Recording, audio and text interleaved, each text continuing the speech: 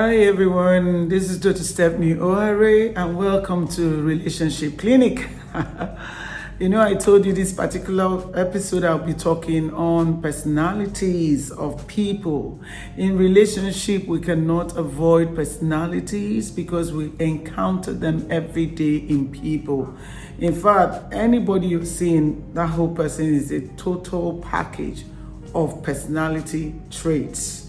And what's personality of anybody? It's their behavior, their character, their feelings, responses to stress, their thought pattern, how they think, what they do. So these are the things that culminate into that person's personality. And we see it every day when we relate with people. We cannot ignore them when we want to make a success of our relationship. We must know what they are in order to manage them when we relate with people. We see we are not the same. We are not the same. Some people are extroverts and others are introverts. And what I love about God is that He made us so differently that we shouldn't compete with one another. We should be able to understand that this person is different from me. And if we always think like that, in relationship, we will not fight. You won't have any rancor going on because you have to understand that that person is responding according to the personality trait that the person has. And some of these traits, people are born with it. There are two influences that we have in life. One of them is the genetic inheritance. You are influenced by your genetic inheritance, and this is inborn in you. Then the next one, it's your environmental influence. So these two things are the things that affect your character or affect who you are or are the makeup of who you are. These two things are the things that make up who you are. Genetic inheritance and environmental influence. So when you have all these things, they make up who you are. And you become different from people. So we must respect that. Look at this. An extrovert draws energy from people. So that's why they are always out there with people and they are in the center of situations. If they are not everywhere around people, they feel as if their energy is being taken from them. So they draw energy from people and also they're always in their midst. Another thing also is that they need to engage with people all the time. I remember sometimes in the classrooms, I manage a school. So some kids, if you want to really tell them to, if you want to be punitive, you can just tell them, separate them from their friends. Okay, you sit in the naughty corner. Just sit in the naughty corner. And even in raising your children, some of us did it, sit in the naughty corner. And in sitting in the naughty corner, you find out that that child will feel very, very, very punished than if you had done any other thing else. Just by sitting alone is a punitive measure to that child. So such children may be extroverts in nature and they want to be in the midst of people, play with people and all that. There are other things that extroverts do. They talk first before they think. They are quick to start up a conversation. They don't have difficulty in starting any conversation at all. They talk a lot. They want to always talk. They want to be in control of what is happening and be in control of the conversation and all that.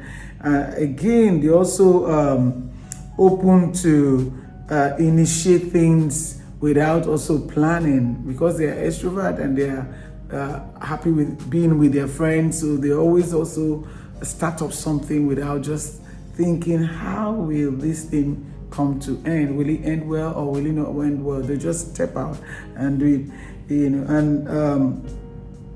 their likes, the things they like are unexpected. They just like everything. They just want people to be happy and be in the midst of people and be happy. They like to go out. They don't like to stay in most of the time. And then you have the introverts. The introverts draw their energy from within. They like to be alone. most times they can be called a loner. They want to just be alone and feels that space is for me, and that's where the person feels he can maximize his energy or her energy in thinking, in brooding over issues. That is how the person organizes his life or her life. And sometimes I feel most introverts are misunderstood because they are quiet, because they are not in the midst of boisterous people, midst of people that are out there talking. You can even see them when you get to a room full of people. You just see somebody sitting very quiet in that little corner and all that, and feels like, let me just be able to manage my space. So they prefer to think on things before they act. They prefer to think on certain things before they act, and their values come from deep thinking. Their values come from brooding over and meditating over things for some time before they bring out what they really think about issue. You can't rush them. I notice that those that are introverts cannot be rushed. They appear very, very reserved and slow to speech. They don't really like to get involved in conversation or talk a lot and all that. So you see these different kinds of people in the society. You see them amongst your friends. I'm sure where you are now, you have friends that are introverts, you have friends that are extroverts. The injustice we commit as people, it's judging the personality of people if they are not like you. You can't say, oh, because that person is not an extrovert, perhaps that person is not intelligent enough because it's not given to talking all the time. Or when you look at someone that is reserved, you say, wow. Or when you look at someone that is an extrovert, maybe an introvert person could also judge that person by saying, oh, wow, this person is wayward, is always out there. It's because it doesn't have that kind of reservedness that you have. So we have to be very careful in our relationships, how we judge the personalities of people.